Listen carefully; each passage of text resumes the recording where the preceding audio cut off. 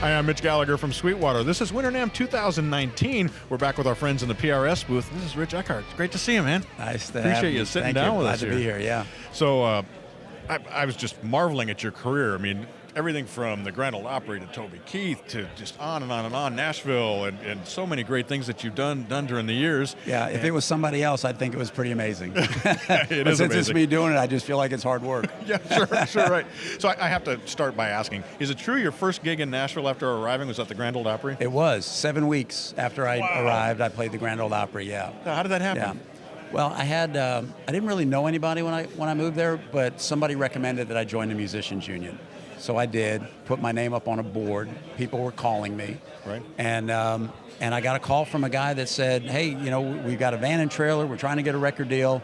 We're going out playing little bars and clubs, and we've got a gig at the Grand Ole Opry this Saturday. And I was like, yeah, I'll do that. Nice. That sounds good to me. How about that, man? Yeah. Perfect timing, right? Yeah, it's perfect timing, yeah. But the key to that, and of course to the gigs with people like Toby Keith and so many others that you played with, is being prepared and being ready. Talk a little bit about that. What does it take to show up in Nashville and be ready for a gig? That is the big thing, because being prepared, and it's amazing how many people are not prepared on a gig, and so you really stand out if you show up and you got your tunes down and you got your gear, you know, dialed in and everything. It makes a difference. Right, yeah. right. Yeah. And speaking of gear, of course, we're in the PRS booth. Right. And I know you're a big fan of the PRS yeah, guitars. I love PRS guitars, yeah. So tell us a little bit about the connection there. How did you get involved with the family I here? actually was I was raised, I should know, but I was raised in Maryland, not far from where Paul makes his guitars. Okay. And I played at his 1,000th guitar party back in the 80s. How about that? Yeah, and then many years later, I moved to Nashville, and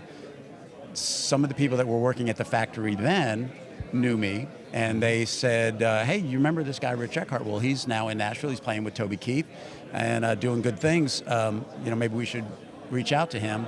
So they called me and said, hey, how would you like to, you know, work with us, you know, helping us get our guitars out there? And I said, yeah, I'd love to. I love your guitars. Right. So yeah, that's kind of how that started. So it was a lot of years in the making, from the 80s, and then I started with them, I think, in maybe 98, 99. I've been with them since then, I think. Right, so that was about when you joined Toby Keith, Yeah, was 98, yeah, right? shortly so 20, after. 21 years ago? Yeah, shortly after Toby Keith, I got with PRS, yeah. Right, yeah. And we were talking a little bit before we started shooting the video, and you gravitate toward the McCarty line of guitars. What is it that draws you to those? Well, really, one of the main things is that I am not a big player of stuff with a whammy bar. Okay. The McCarty didn't have a whammy. Right. And but it does have the coil tap, so you can get single coil. It's versatile enough that you can do a lot of different things. I just don't need the whammy. There's a lot of pluses to a whammy, but there's some minuses as well. Right. So it kind of shied me away from a lot of the other models. Right. So you like the stop tail piece, or do you like the two-piece combination? No, I of the like two? a stop tail piece. Just the single one? Yeah. Yeah, it's so comfortable to play, isn't it? Your hand just sits right on there. Yeah. And they still intonate extremely well. I mean, they do a really great job with those. Yeah. The other thing I like about the McCartys, and find out if you do as well, is I like the output of the pickups. They're not a super hot pickup on those. A little bit more of a vintage level on the McCartys. Well, actually, my McCartys all have different pickups in them. Oh, do they really? Yeah. Yeah? Yeah. He started making the, what were they, the 5708s, I think it was. And so I've got one that has that in it, and then some others. And so they all are a little different. They all sound a little bit different. Yeah. Okay. Yeah. And how do you choose which one you're going to use for a particular part? It just, the pacing of the show is the most important thing on a Toby Keith show. And there really honestly is not enough time to change guitars in between songs. I mean, how long does it take to change a guitar? 12 seconds? Right. Sometimes I don't have that. Wow. Before we're into the next song. So, you know, you just need to have something that's versatile enough. And I really just kind of change guitars on tours. Like I'll bring this McCarty out for the 2015 tour, and then 2016 I'll just go with a different one, and that'll be my guitar for that tour. Okay. Yeah, so it's more of a visual thing than an audible thing. Right. Yeah. So on those tours, then, are you expected to reproduce what was done on the records, or do you have freedom to go in your own direction with those? Definitely have freedom. It's my choice to reproduce the records. Okay. Yeah. Okay. Yeah, that's what I think the fans have come to hear, or the records. They didn't come to hear me get my rocks off and playing my thing. Right. Now, Toby gives me a lot of freedom. We do 22 songs. I get 28 solos. Mm-hmm. You know, so it gets crazy sometimes. But yeah, awesome. I've got a lot of freedom on stage with him. Yeah, so you get to do a lot of playing. Yeah, it's a lot of playing. That's a lot really of kickoffs. and a lot of the solos. It's just, it's still country music. There's still a lot of guitar in there. Yeah, right. Yeah, everybody gets to play. We carry a horn section. Nice. And we got a phenomenal keyboard player and steel player, and our drummer's amazing, our bass player's amazing. So it's a really great band. And everybody, has their fair share of playing. Nobody's, sitting back going, man, I wish I was playing someplace else where I get to play a little bit. Right. Yeah. That's really fun. Yeah. That's really fun. So many people want those gigs. I mean, that's just a dream gig for so many people. And you talked a little bit about the importance of being prepared. What other characteristics are important in landing those kind of gigs? Networking, I think, is a big part of how people get gigs like that. And then, loving to travel. I've seen a lot of really great players that get burned out on the travel, so they decide to sit it out and either try to get into sessions or decide that they don't want to do the music thing anymore. So, right. A love of travel is a big part of it, and really being prepared. You can't emphasize that enough.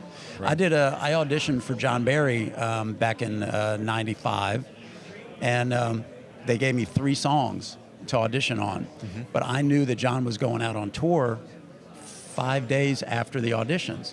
So I learned everything he'd ever recorded. Wow. So I showed up at his audition knowing 2 albums worth of material and just told John, I said, hey, if you don't want to, audition me on those 3 songs, pick anything. I'm ready to go. That gave me an edge over everybody else that auditioned. Yeah. Right. Yeah, so you did the homework up front. Did the homework you were up the one front, that was prepared, right. Yeah. The other thing I've always heard, and especially with extended tours, of course, is your personality plays a big part in. Yeah, I think so. You got to, 98% of touring is hanging, right, and being on the bus together and stuff like that. Then the other 2% we get to go out and have fun playing music. Yeah. Yeah, right. Yeah. There's a lot of great players, but you got to be able to hang and appreciate being with each other. Right. We've become a big family out with Toby. Yeah, we've all been together a long, long time. I mean, I've been with him 21 years. We've got guys that have been there 20 years, 18 years, 17 years. We've got a sax player that's been there 16 years. Wow. In a country band. That's crazy. Right. Yeah. So I understand you're a Sweetwater customer. I am. Yeah. I shop at Sweetwater. I actually have quite a wish list going right now. Is that right? Yeah. Yeah, I sure do. Right. Well, that's awesome. We appreciate it. And we appreciate this chance to sit down with you. Yeah. And, man, look forward to seeing you out on tour. And, thank you. Yeah, you guys need to come out. We'll definitely check it out. It's a fun show. I always tell people you don't have to be a country fan. You don't even have to be a Toby Keith fan. You will love this show. Yeah, right. Yeah. Right. And let's get you up to Sweetwater sometime. We'd love to have you visit. I'd love to come Not too up far visit. from Nashville up to No, Fort it's Wayne. not. It's just a little drive up the road. Right. Great. Yeah. Great to see you, Rich. Thanks for having me. Thank you very much. Alrighty.